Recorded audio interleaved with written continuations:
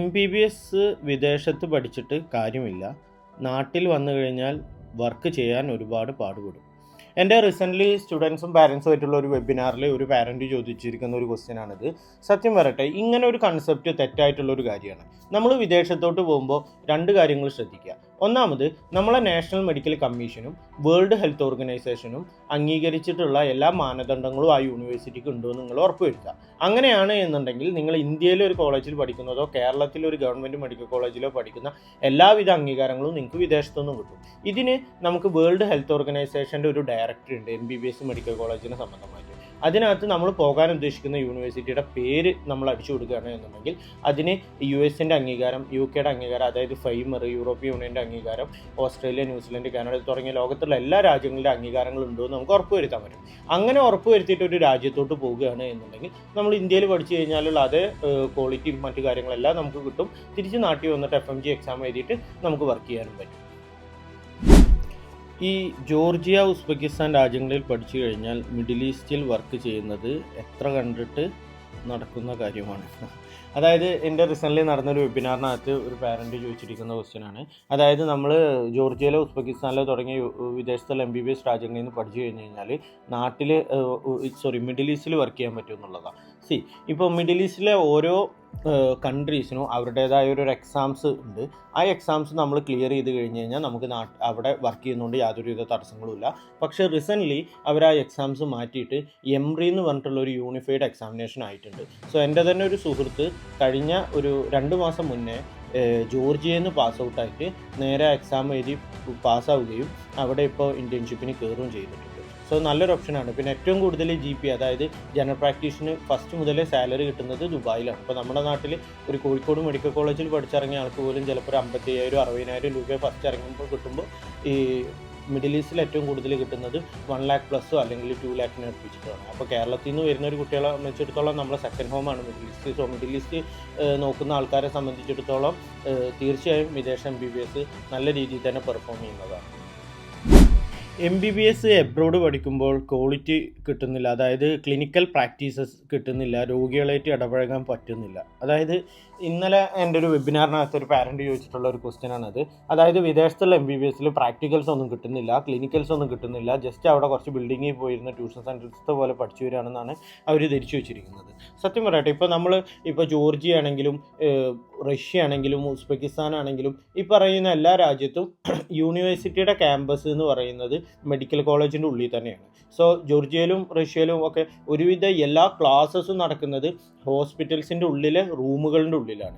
Practical വളരെ നല്ല രീതിയിൽ കിട്ടുന്നുണ്ട്. ഇപ്പോൾ എൻ്റെയൊക്കെ ഒരു പേഴ്സണൽ അഭിപ്രായത്തിൽ എനിക്കൊക്കെ ഫസ്റ്റ് ഇയറിലെ സെക്കൻഡ് സെം മുതൽ തന്നെ ഹോസ്പിറ്റൽസിൽ ക്ലാസ്സസ് അവൈലബിൾ ആയിട്ടുണ്ട്.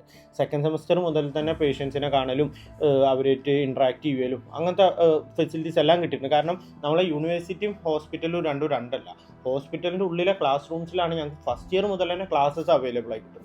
നാട്ടിൽ നിന്ന് കിട്ടുന്ന പോലത്തെ അതേപോലെ തന്നെയുള്ള ക്വാളിറ്റി പ്രാക്ടീസും കാര്യങ്ങളൊക്കെ വിദേശത്തുനിന്നും കിട്ടുന്നുണ്ട്. നമുക്കതിന് ലാംഗ്വേജ് ഒരിക്കലും ഒരു ബാരിയർ അല്ല. കാരണം നമ്മളെ പേഷ്യൻസിൽ ഒരുവിധം എല്ലാവർക്കും ഇംഗ്ലീഷ് അറിയുന്നുണ്ടാവും.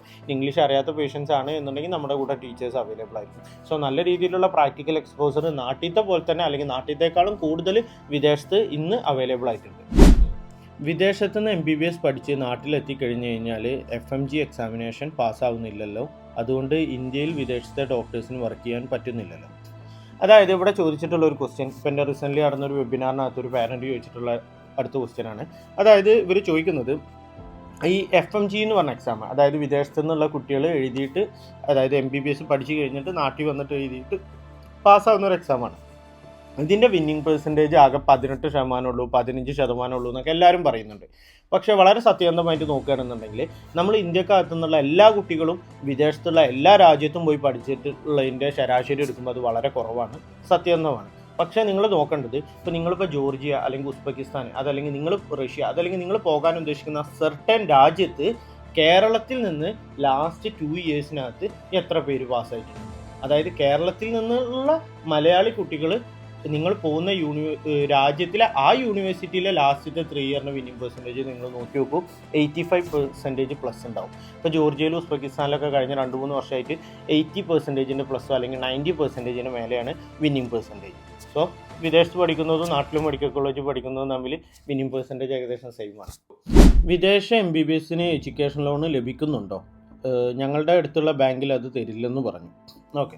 റീസെൻ്റ്ലി എൻ്റെ MBBS റിലേറ്റഡ് ആയിട്ടുള്ള ഒരു വെബിനാറിനകത്ത് ഒരു സ്റ്റുഡൻറ്റും പാരൻറ്റും ചോദിച്ചിട്ടുള്ള ഒരു ക്വസ്റ്റ്യനാണത്. അതായത് ഇന്ത്യയിൽ ഓംബുഡ്സ്മാൻ എന്ന് പറഞ്ഞിട്ടുള്ള ഒരു കാര്യമുണ്ട്. അതായത് ലോണ് ഡിസ്പ്യൂട്ട്സ് സോൾവ് ചെയ്യുന്നത്. സോ നിങ്ങൾക്ക് വിദേശത്തുള്ള MBBS പഠിക്കാൻ പറ്റുന്ന രാജ്യത്തോട്ട് നിങ്ങൾക്ക് ലോൺ കിട്ടുന്നില്ല എന്നുണ്ടെങ്കിൽ നിങ്ങൾ ഓംബുഡ്സ്മാനെ സമീപിക്കുകയാണെന്നുണ്ടെങ്കിൽ, അതായത് അതിനൊരു ഡിസ്പ്യൂട്ട് റൈസ് ചെയ്യുകയാണെന്നുണ്ടെങ്കിൽ നിങ്ങൾക്ക് 1-2 മാസത്തിൻ്റെ ഉള്ളിൽ നിങ്ങൾക്ക് എഡ്യൂക്കേഷൻ ലോൺ സക്സസ് ആവും. എൻ്റെ പല വിദ്യാർത്ഥികൾക്കും ഇങ്ങനെ കിട്ടാണ്ടായിട്ട് ഇവർ ഈ രീതിയിൽ മൂവ് ചെയ്തിട്ട് കിട്ടിയിട്ടുണ്ട്. സോ അത് റിലേറ്റഡ് ആയിട്ട് എഡ്യൂക്കേഷൻ റിലേറ്റഡ് ആയിട്ടുള്ള എല്ലാ അസിസ്റ്റൻസും ഞങ്ങളുടെ ഭാഗത്തു നിന്ന് തരുന്നതാണ്. പിന്നെ സെക്കൻഡ്ലി ഞാൻ വേറൊരു കാര്യം കൂടിയും പറയാം. നിങ്ങളുടെ കൈവശം ഒരു പ്രോപ്പർട്ടിയും ഇല്ല, നിങ്ങൾക്ക് സാലറി സ്ലിപ്പോ അങ്ങനെ മറ്റൊന്നും കാണിക്കാനില്ല, അങ്ങനെയെങ്കിൽ നിങ്ങൾക്ക് എഡ്യൂക്കേഷൻ ലോൺ ലഭിക്കുന്നതല്ല. ഞാൻ ഇപ്പോൾ തന്നെ അത് പറയുന്നു. ഏതെങ്കിലും എഡ്യൂക്കേഷൻ കൺസൾട്ടൻസി ലോൺ അവർ ശരിയാക്കി തരാമെന്നും പറഞ്ഞ് നിങ്ങളുടെ അടുത്ത് നിന്ന് കൂടുതൽ പണം കൈപ്പറ്റി പ്രോസസ്സ് സ്റ്റാർട്ട് ചെയ്തിട്ടുണ്ട് എന്നുണ്ടെങ്കിൽ അവരുടെ അടുത്ത് സ്റ്റോപ്പ് ചെയ്യാൻ വേണ്ടി പറയണം. നിങ്ങൾ ടോക്കൺ മണിയോ രജിസ്ട്രേഷനോ മറ്റു കാര്യങ്ങളൊക്കെ ഏറ്റവും അല്ലെങ്കിൽ ഓഫർ ലെറ്റർ എടുത്ത് നിങ്ങൾക്ക് മുന്നോട്ട് പോകാം. പക്ഷെ അത് കഴിഞ്ഞ് കോളേജിൻ്റെ ട്യൂഷൻ ഫീസ് റിലേറ്റഡ് ആയിട്ടുള്ള അടുത്ത പേയ്മെൻറ്റിലോട്ട് പോകുന്ന പക്ഷം നിങ്ങൾക്ക് ബാങ്ക് ലോൺ തരാമെന്ന് ആ ബാങ്ക് മാനേജർ ഉറപ്പ് നൽകിയ പക്ഷം മാത്രം മുന്നോട്ട് പോവുക.